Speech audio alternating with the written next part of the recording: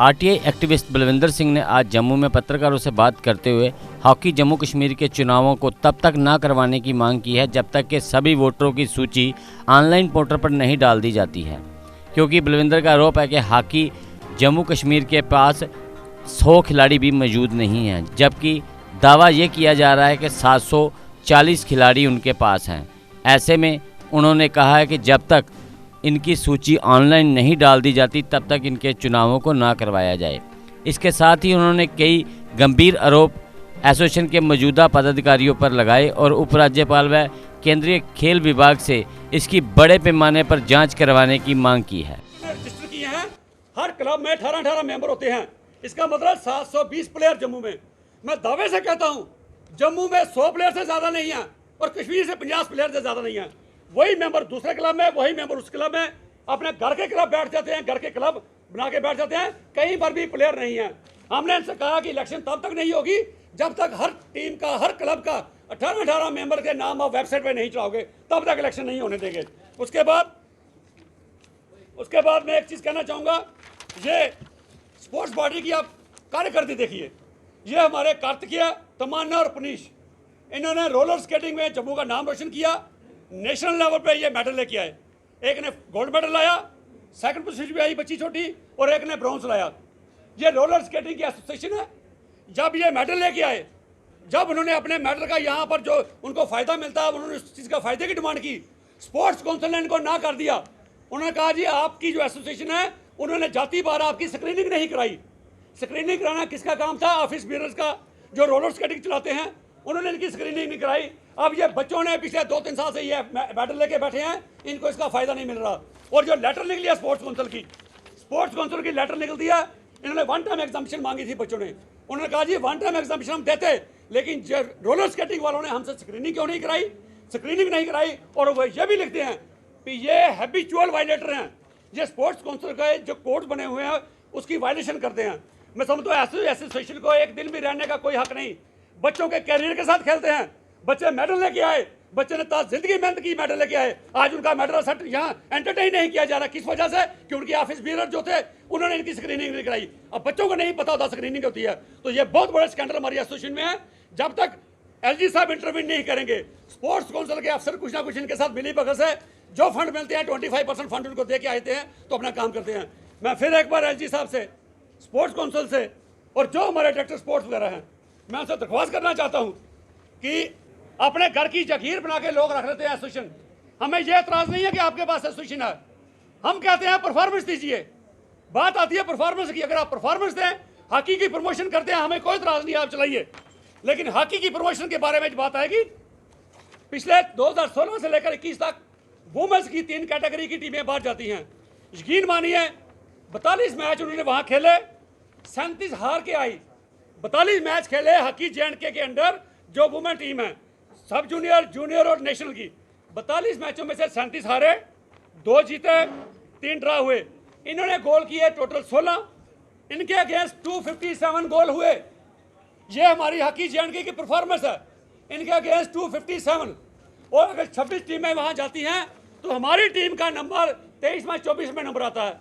कभी भी ये क्वार्टर फाइनल में नहीं पहुंचे, कभी ये सेमीफाइनल में नहीं पहुंचे, फाइनल की बड़ी दूर की बात है। इतने फंड्स लेने के बावजूद अगर यह परफॉर्मेंस है तो इनको पैसा स्पोर्ट्स काउंसिल क्यों देती है? कहीं ना कहीं फिर उनकी भी मिली भगत है, 50% उनसे वही रख लेते हैं। तो हमारा यह कहने का मकसद है, अगर ऐसी चीज़ें हैं, 2003 के बाद जम्मू कश्मीर से कोई भी किसी भी प्लेयर ने नेशनल लेवल का हॉकी का कैंप अटेंड नहीं किया। और जब सीनियर की टीम का, वुमेन्स का कोई मैच की बारी आती है तो इनके पास अपने प्लेयर नहीं होते। फिर ये पुलिस के पास जाते हैं, आर्मी के पास जाते हैं और डिपार्टमेंट की टीमों के पास जाते हैं, भाई आप अपने प्लेयर दीजिए। हमारे पास प्लेयर नहीं है क्योंकि इन्होंने प्लेयर तैयार ही नहीं किए। 20-25 साल से सिर्फ पैसे का गबन किया जा रहा है, प्लेयर तैयार नहीं किए। उसके बाद मैं मुबारकबाद देता हूं बत्रा साहब को।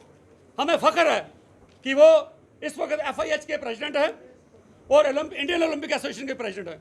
उनके आने से कम इतना हुआ कि 40 साल के बाद हिंदुस्तान की इंडियन हॉकी टीम ने ब्रॉन्ज मेडल लाया, 40 साल के बाद लाया। उनको मुबारकबाद देता हूं।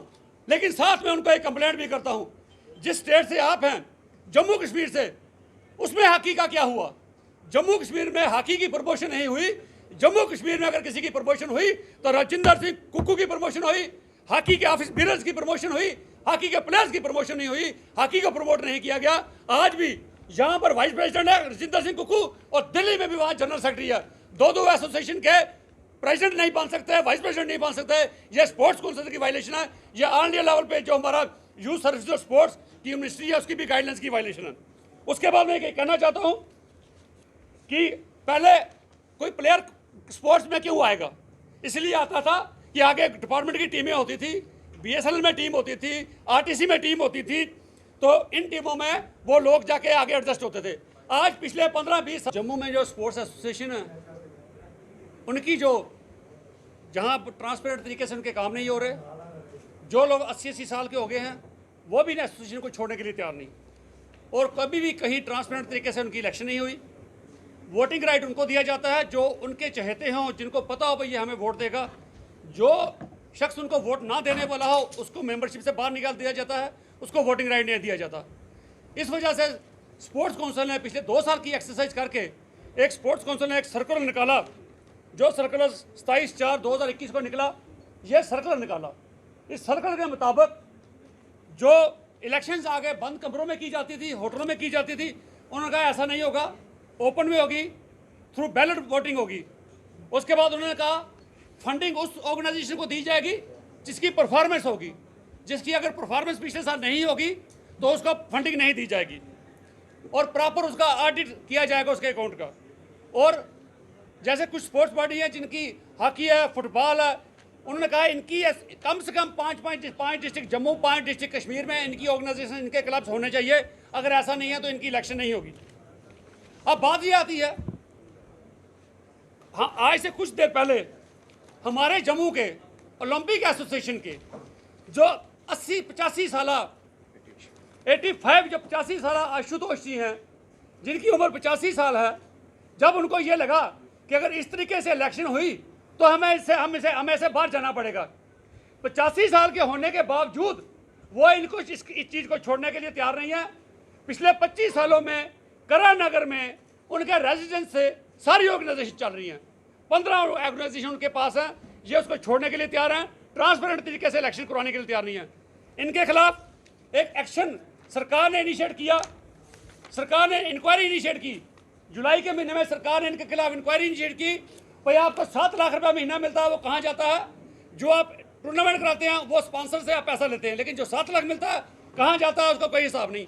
जब इनके खिलाफ इनिशिएट की गई उसके बाद ये बत्रा साहब के बाद दिल्ली चले गए, आप आके हमें बचाइए, आप सरकार को कहिए कि हम आपका सर्कुलर नहीं मानते, हमें सरकार ऑटोनमस बॉडी है, हमारी ऑटोनॉमी को कमज़ोर किया जा रहा है, ये इंटरवेंशन कर रहे हैं, तो ये चीज़ें कर रहे हैं। उसके बाद बात आती है जो आज का मुद्दा है हॉकी J&K का। हॉकी J&K के भी सरदार राजिंदर सिंह जी जम्मू में प्रेसिडेंट भी रहे, अभी भी वाइस प्रेसिडेंट हैं, सेक्रेटरी भी रहे। 25 सालों में जो काम उन्होंने किया उनका भी यही काम है। उनके घर में एसोसिएशन का दफ्तर है पिछले 25 सालों से, ये उनके घर का एड्रेस है, सेक्टर नंबर 2 नानक नगर में। उन्होंने एलिगेशन लगाया ऑफिस बीरर्स पे, भाई यहाँ पर लड़कियों के साथ सेक्सुअल हरासमेंट की जाती है। मैं इसकी पुष्टि नहीं करता, मैं एलिगेशन नहीं लगाता, लेकिन मैं कहता हूँ, मैं आईजी जम्मू से भी कहना चाहता हूँ, एसएसपी जम्मू से भी कहना चाहता हूँ, और एडवाइजर साहब से भी कहना चाहता हूँ, अगर कोई ऐसा एलिगेशन बाहर आता है, लड़कियाँ घबराती हैं, अच्छे घरों की लड़कियाँ होती हैं, वो सामने नहीं आना चाहती, लेकिन उन्होंने अपना दुखड़ा इसमें रोया है। इनको चाहिए सुओ मोटो काग्निजेंस लें, इस चीज़ की इंक्वायरी कराएं।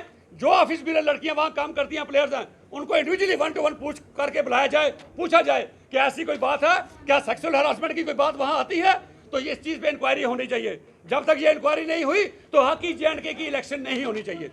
तो यही मेरी सरकार से दरख्वास्त है।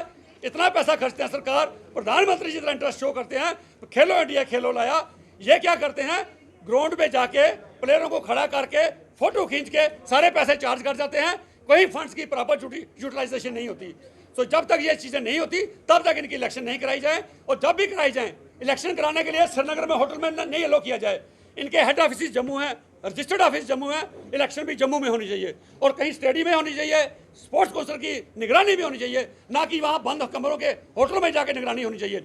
और पिछली बार एक हुआ, जिन क्लबों ने दूसरी जगह वोटिंग की, इन्होंने क्लबों को बाहर निकाल दिया।